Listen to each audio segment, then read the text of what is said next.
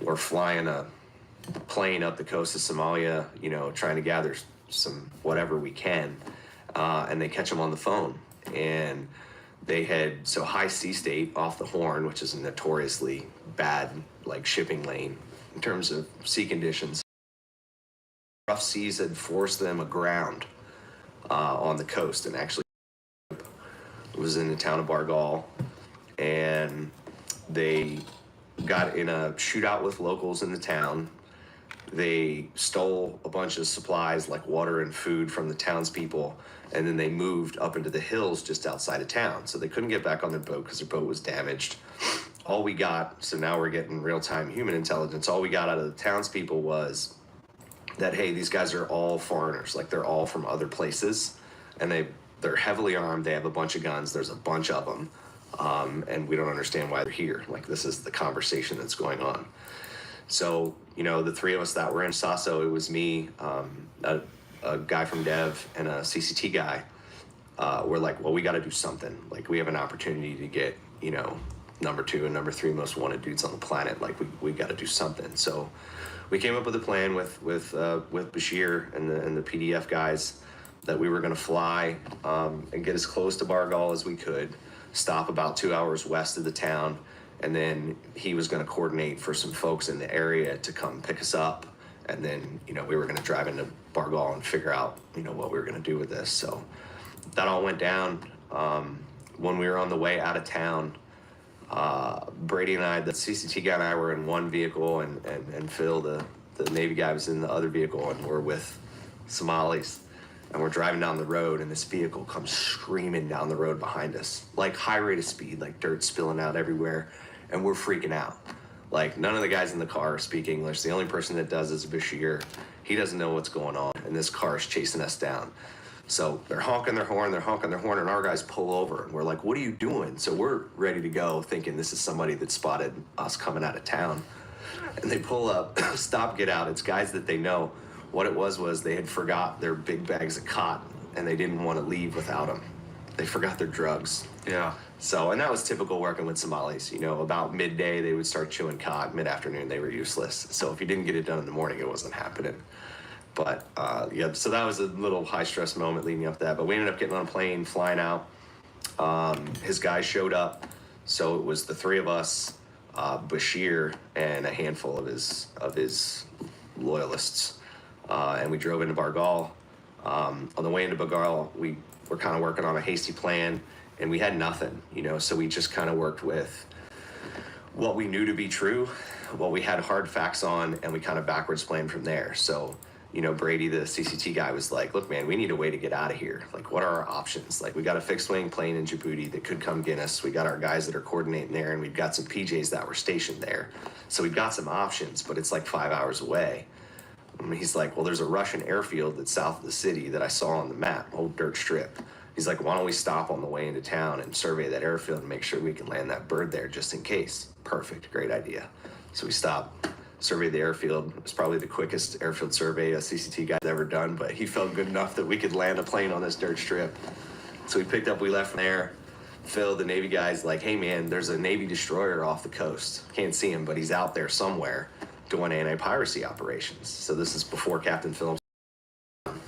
But so they're out there just burning holes in the ocean, trying to deter pirates from doing what ended up happening a year later.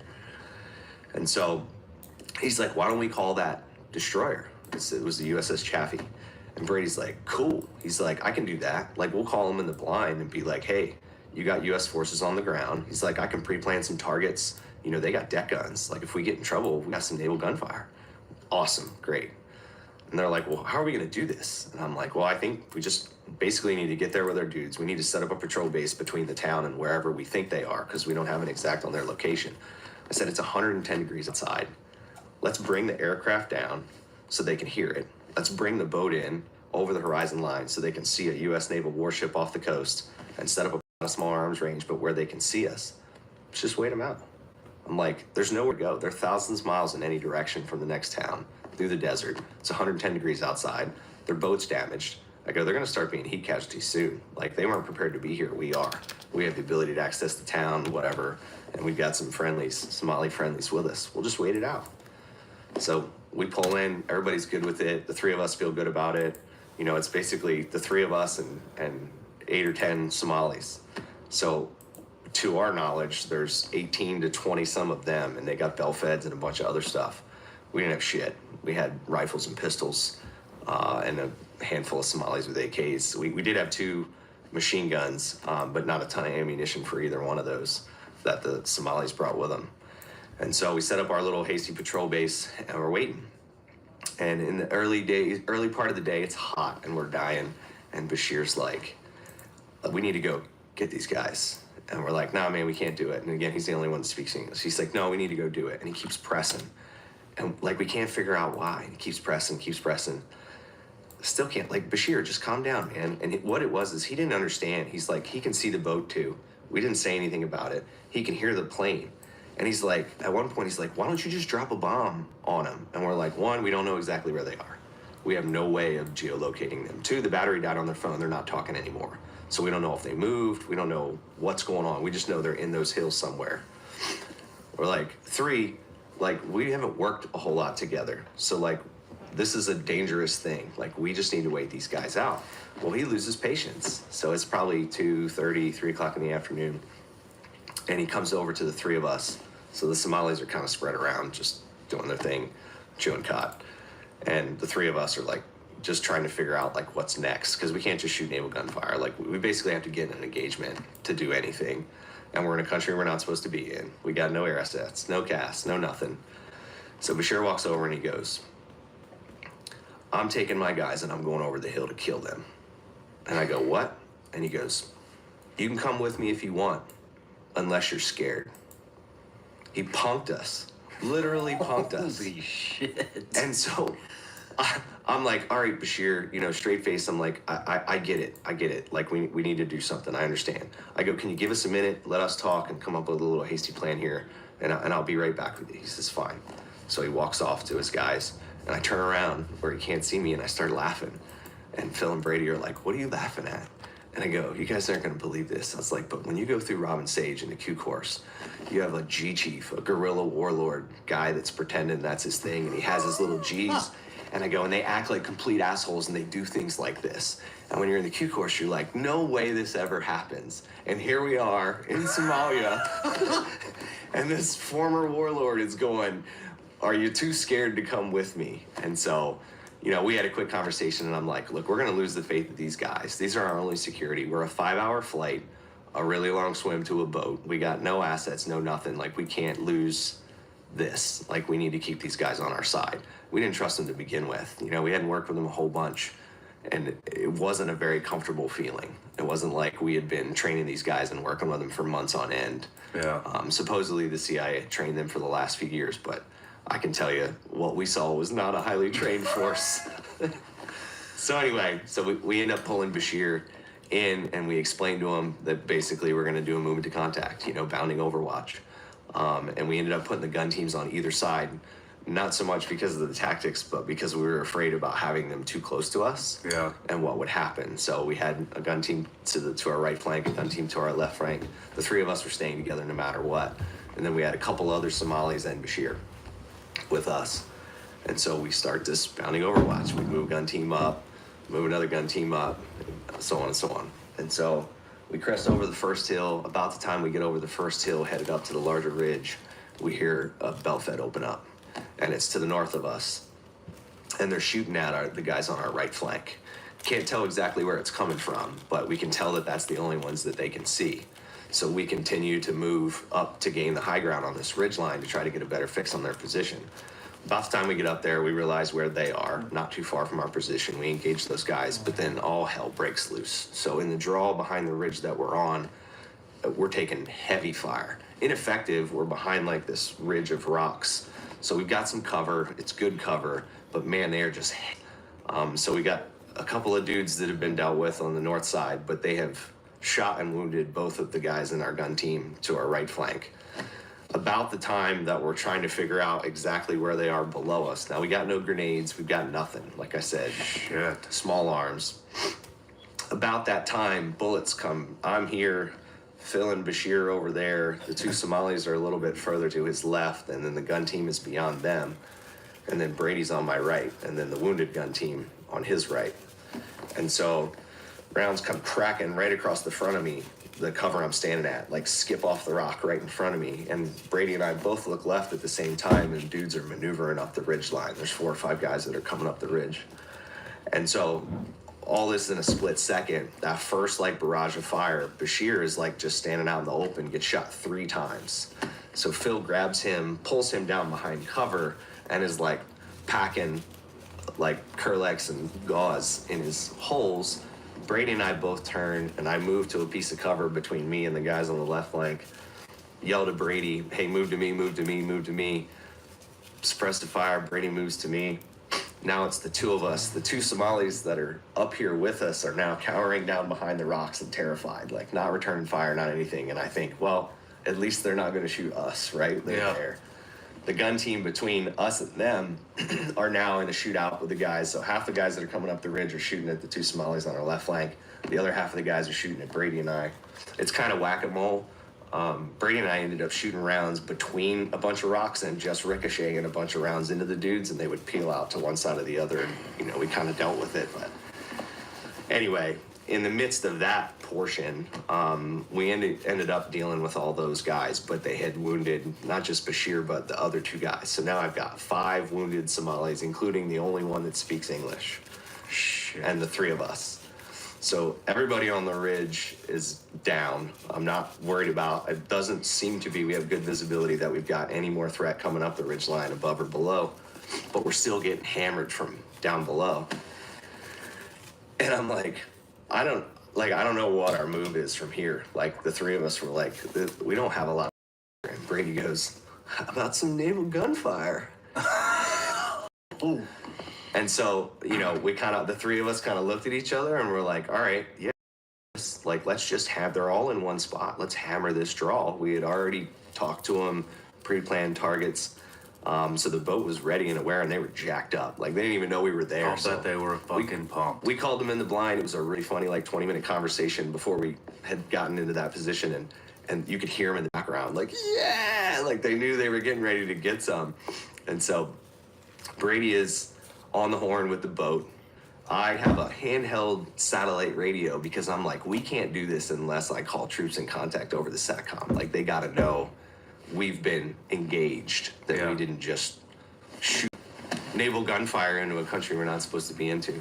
And so, so Brady's talking to the boat, calling in naval gunfire. I'm calling in troops in contact over SATCOM. I said that we had wounded, but I didn't say who, because I was worried that if it was just Somalis, we weren't going to get the same reaction, which I don't know if that was the right call or the wrong call, but it was the call that I made at the time.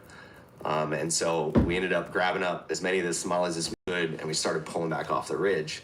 Right about that time, rounds come overhead. I think Brady had him shoot like 24 rounds or something off the deck guns into the valley and walked them up and down as we pulled back off the ridge. So we get back down to our patrol base.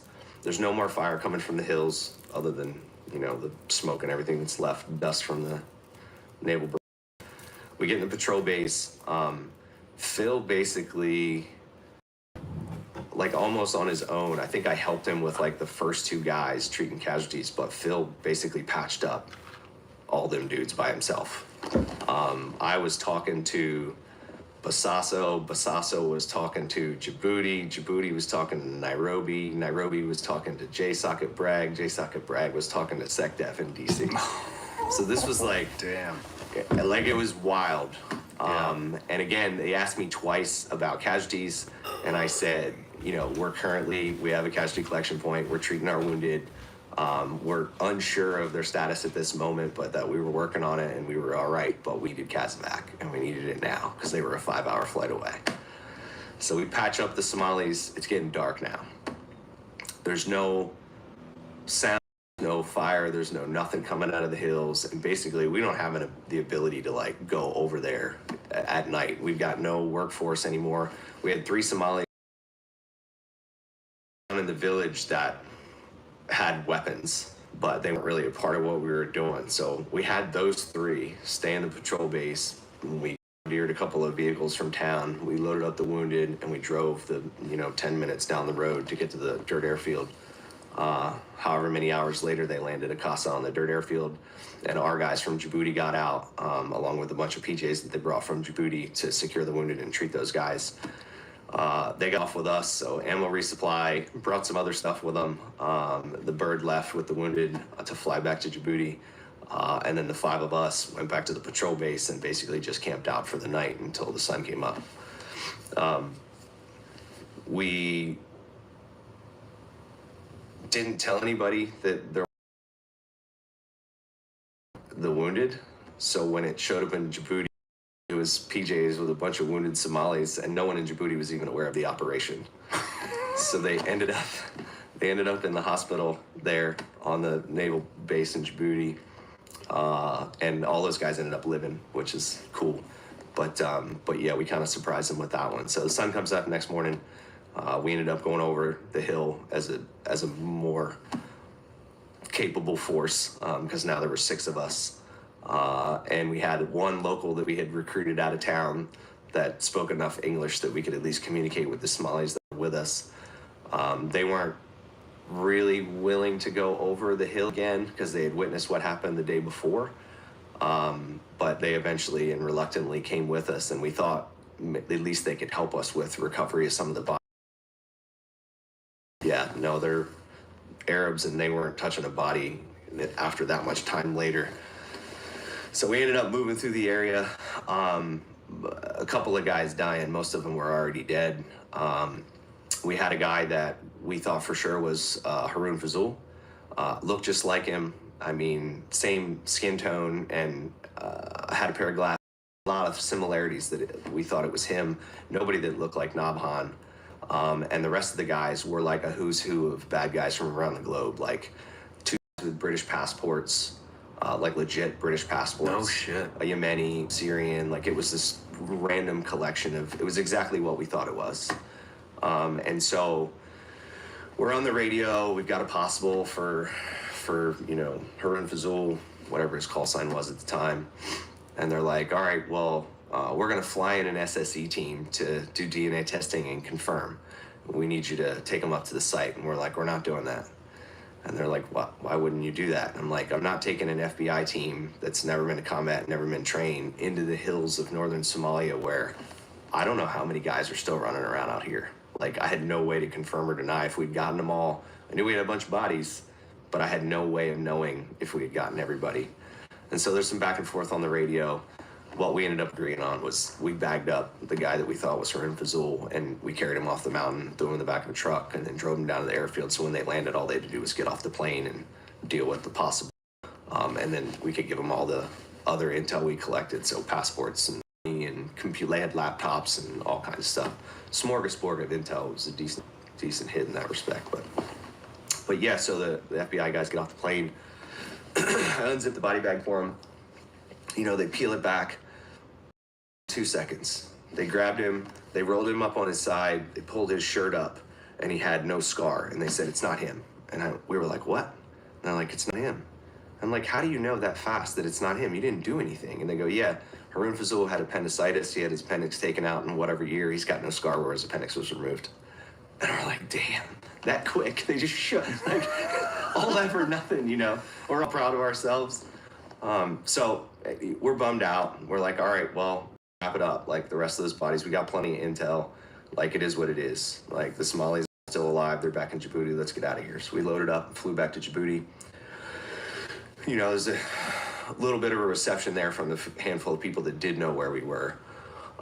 We get to the hangar, and, all 3 of us are just covered in blood. Not our own, but I've got cuts all up and down my arms from the sharp corally rocks that we've been line.